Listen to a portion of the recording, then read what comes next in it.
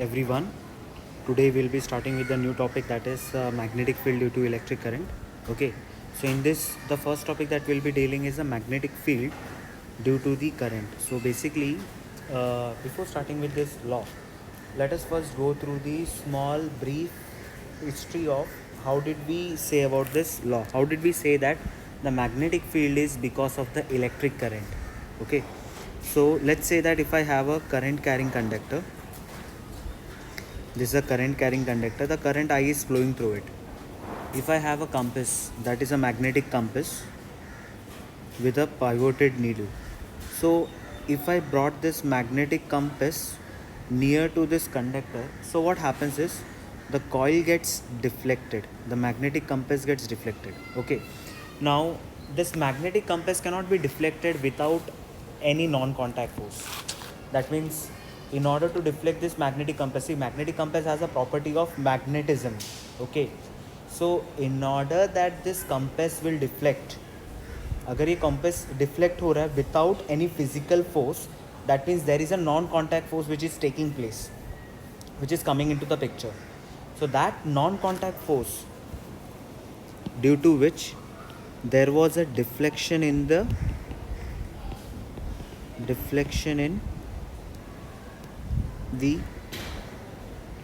magnetic needle of compass, indicated that whenever there is a flow of current, whenever the current is flowing through a conducting wire, it generates a magnetic field around it.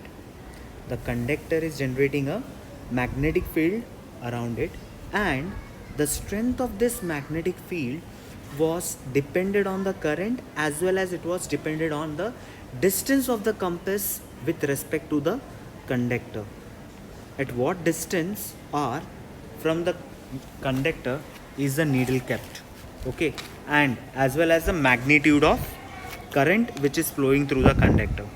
So the mathematical model of how and how much it is related was given by Biot and Seward.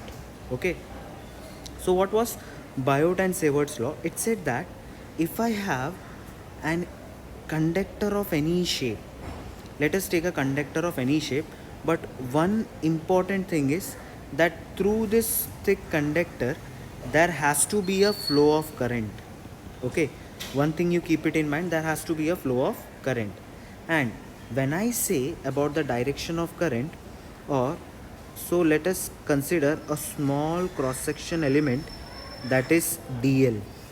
This dl, the thickness of this element dl, this is known as a small element on that conducting wire. Okay, now what you can do is consider your right hand thumb rule. Okay, if the thumb is pointing the direction of current, so can I say that the thumb is pointing in this direction of current? Okay, now if you curl your fingers, the right hand, when you curl it, so you will come to know that your fingers on the right hand side is moving into the plane of paper, and to the left hand side it is coming out of the plane of paper. So out of the plane of paper we make it with a circle with a dot, and into the plane of paper means circle with a cross. Getting it clearly? Okay, so if I want to calculate the magnetic field at the point P, let us say this is a point P where I need to calculate the magnetic field. Okay, so what I do is I join this point P with the length of the element dl. So if you check over here, the length dl is making a tangent, and the tangent and the line joining the point is making an angle theta.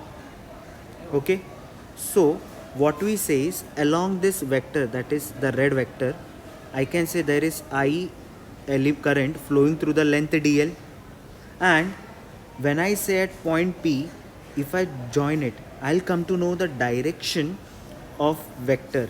So this is the direction of the radius vector, that is it should move from the center of the element dl to the point P. That is why I made an arrow. Okay, so the small magnetic field at point P will be given as delta B vector. This delta B vector is known as a small magnetic field. And how is it depended on, or what is the magnitude of it? We say that the small amount of magnetic field is directly proportional to the current. first condition. The small amount of magnetic field is directly proportional to the current flowing through that element dl, this element dl. Okay, so if more current is flowing through that element, more will be the magnitude of magnetic field at point P. Next, the magnitude of magnetic field is also directly proportional to the length of the element. Okay, then it is also proportional to the sine of the angle theta between the line joining the point P and the center of conductor with respect to the element dl. Getting it clear? The angle between the line joining the point P with the center of the element to the length dl. Okay, and this small magnetic field is inversely proportional to the square of distance. Okay, inversely proportional to square of distance. That means if I increase the distance by, let us say, twice, my magnetic field will decrease by 4 times. So if I say the R value is 2, so R square will be 4. So that means your magnetic field will become 1/4. If I say R is 3, let us take the value of R as 1. So we'll get the dB value is inversely proportional to 1 square.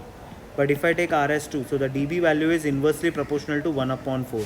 What does that indicate? That the magnetic field is decreasing drastically as the distance increases. Okay.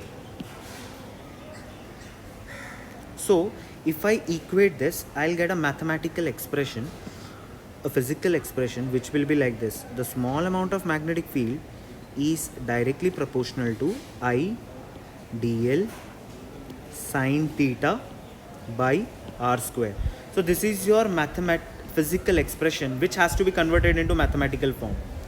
So when I convert into mathematical form, we introduce a constant which we call it as mu naught by 4 pi.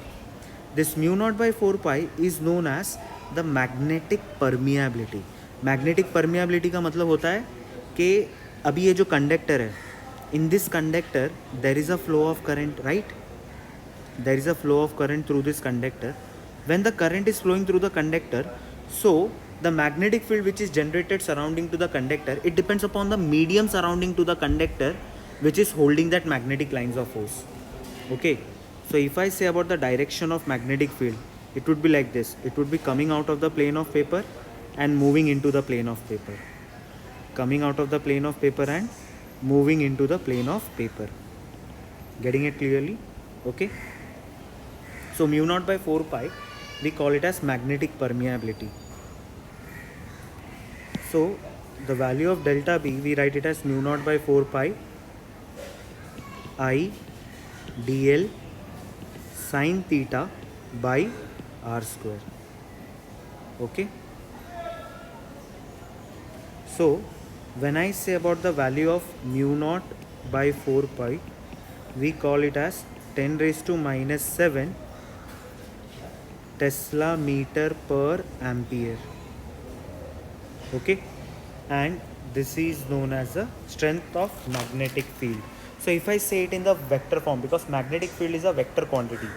Okay, so when I say about the magnetic field as a vector quantity, we say that the small amount of magnetic field, the delta B vector, we write it as mu naught by 4 pi I into dl vector. Length is a vector quantity. Okay, cross product of radius vector divided by r cube. Now why it is r cube? Look over here. When I said about the delta B, we wrote it as mu naught by 4 pi I dl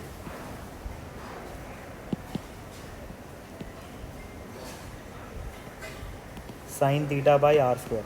Now you should know that whenever you convert into a vector, so what you can say is mu naught by 4 pi I dl sine theta by r square into unit vector.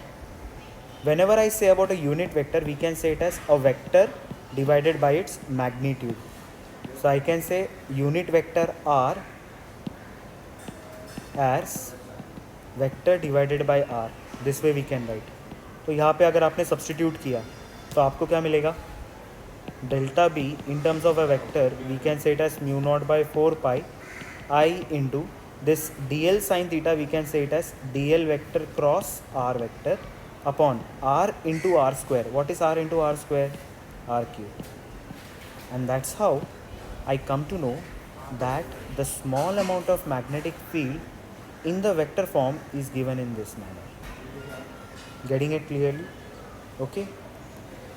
So that is why we also call it as inverse square law. Okay. Biot Savart's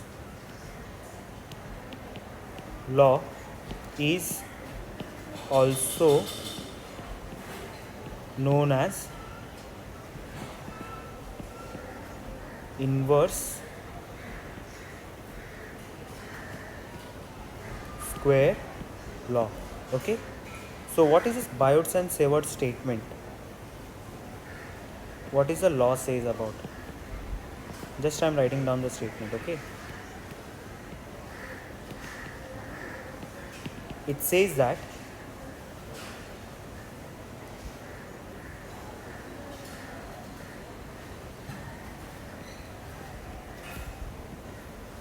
a current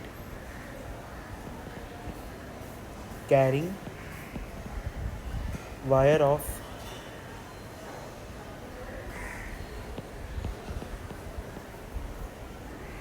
arbitrary shape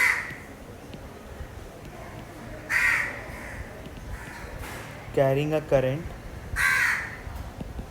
I in the differential length element dl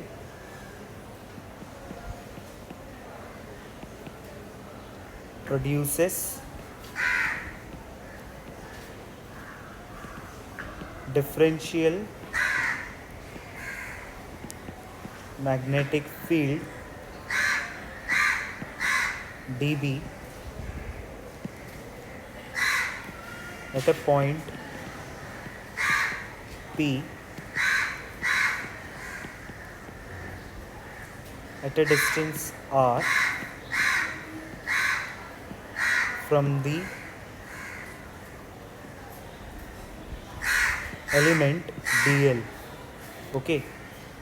And the direction of the magnetic field is given by right hand thumb rule. Getting it clearly? Okay.